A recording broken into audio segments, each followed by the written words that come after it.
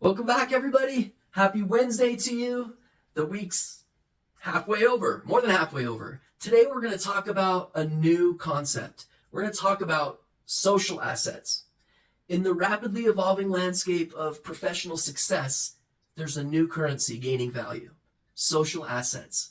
These are the relationships, networks, and online presence that collectively form a digital portfolio of who you are, what you know, and how you contribute to the world. But unlike traditional assets like financial resources or job titles, social assets are complex and multi-layered, making them difficult to quantify. Yet their value is undeniable and increasingly critical for personal and professional growth. One of the reasons I want to talk about this week is a couple days ago, I'm on the phone with a CFO at a major airline, I won't name, a person responsible for managing about $80 billion a year in revenue. On paper, his success is indisputable. Yet when I looked at his LinkedIn profile, I saw he had only 8 connections and no profile picture. Now that might not seem like a big deal to some, but it points to a significant gap. If he were to lose his job tomorrow, what would he be left with? His financial acumen and experience, sure. But where are his social assets? Where's his network of supporters, collaborators, and connections that could help him land on his feet, pivot, and continue thriving?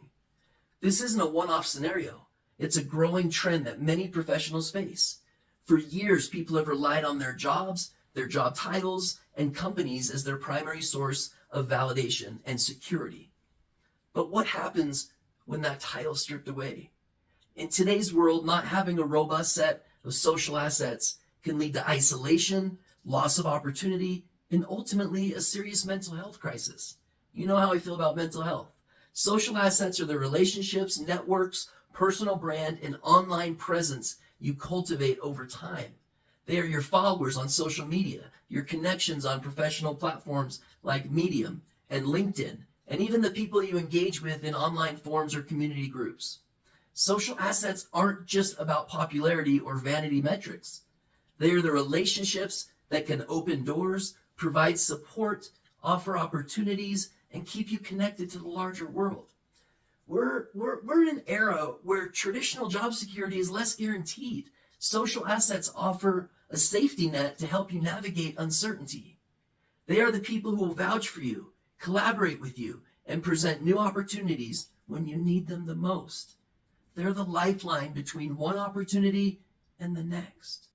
Without them, you can find yourself facing a stark void, one that can have a serious impact on both your professional prospects and your mental health.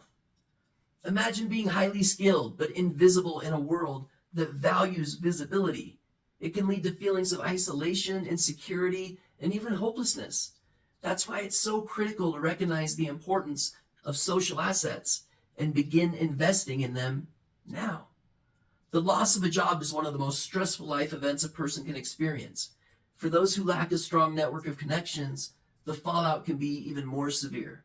In fact, studies show that people who are socially isolated are at greater risk of anxiety, depression, and other mental health challenges. When your identity is tied to your job and that job is suddenly taken away, where do you turn? Who do you lean on? Social assets act as a bridge during times of transition.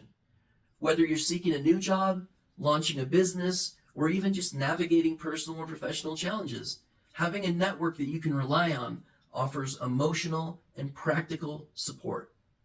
These connections provide validation, advice, and resources that can make the difference between floundering and thriving. Social assets are becoming just as important as traditional assets because they provide something money can't buy: access, influence, and opportunity. In many ways, social assets act as a form of leverage. The larger and more engaged your network, the more potential you have to create opportunities for yourself and for others. You never know who might introduce you to your next business partner, client, or job. Here's the key. Social assets are not just about you, but what you can do for others. It's a give and take relationship. The more value you provide to your network, the more value you'll receive in return.